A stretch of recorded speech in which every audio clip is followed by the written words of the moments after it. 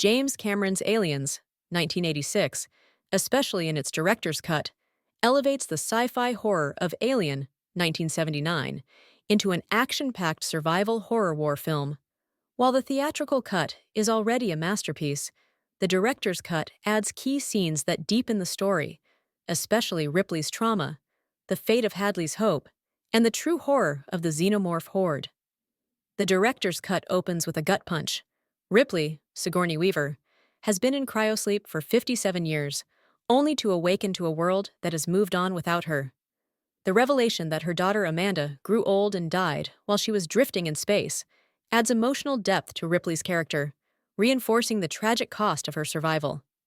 This leads to one of the film's most unsettling moments, Ripley's nightmare sequence, where she imagines a chestburster erupting from her. The cold, sterile medical setting, combined with Weaver's raw, panicked performance, sells the psychological scars Ripley carries from her first encounter with the xenomorph. This is not just about facing the aliens again, it's about confronting her trauma head-on. The Weyland-Yutani Corporation is even more sinister this time around. Not only do they dismiss Ripley's warnings about LV-426, but they already sent colonists there and never warned them about the alien danger. This corporate greed and cover-up make them just as much of a threat as the xenomorphs themselves. Enter the Colonial Marines, a group of tough, overconfident soldiers who believe they're invincible. Each Marine has a distinct personality. Hicks, Michael Biehn. The calm, reliable leader, Hudson, Bill Paxton. The loudmouth comic relief who later crumbles under pressure. Vasquez, Jeanette Goldstein. The badass, fearless heavy gunner. Apone, Al Matthews. The no-nonsense sergeant. Bishop, Lance Henriksen. The synthetic android, who earns Ripley's trust. Unlike standard action heroes, these Marines are believable as a real unit, adding realism before everything goes to hell on LV-426. One of the best additions in the director's cut is the Hadley's Hope sequence, showing the colony before the infestation. Seeing families and children living normal lives makes their later fate even more horrifying. The reveal of Newt's parents discovering the derelict ship adds chilling dramatic irony. We know exactly what's coming for them. By the time Ripley and the Marines arrive, Hadley's Hope is a ghost town, eerily silent except for flickering monitors, dripping ceilings, and signs of violent struggle. The horror is slow and creeping, with the crew discovering a sealed door covered in acid burns, the motion tracker beeping, but nothing in sight. The abandoned doll implies Newt, Carrie Henn, was the last survivor. The tension builds as they descend into the xenomorph hive, leading to one of the most terrifying moments in the film. The cocoon scene in the hive is pure horror. The color palette shifts to deep blues and greens, creating a claustrophobic, nightmarish vision of organic, pulsating walls filled with trapped colonists.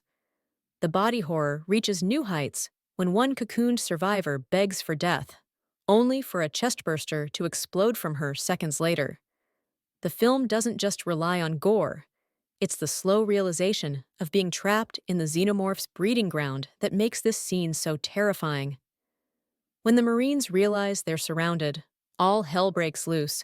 The xenomorphs attack from the walls and ceiling, camouflaged within the hive itself. The Marines' weapons are useless against an enemy that outnumbers and outmaneuvers them. Panic sets in, and they lose their leader, Apone, almost immediately. This isn't an alien versus human battle. It's a massacre. Unlike Alien, 1979, where one xenomorph was an unstoppable nightmare, Aliens throws an entire horde into the mix. The director's cut emphasizes just how outnumbered and doomed the survivors are. Hudson's breakdown, "Game over, man," perfectly sums up their helplessness. The motion tracker's beeping accelerates as the aliens get closer. The survivors are forced into tight, no-win situations, leading to desperate last stands. And then comes the Queen. Ripley's discovery of the Xenomorph Queen is one of the greatest creature reveals in cinema history. H.R. Giger's biomechanical nightmare design is elevated to god-tier horror. The Queen is massive, intelligent, and terrifyingly maternal. The face-off between Ripley and the Queen is not just action, it's psychological warfare.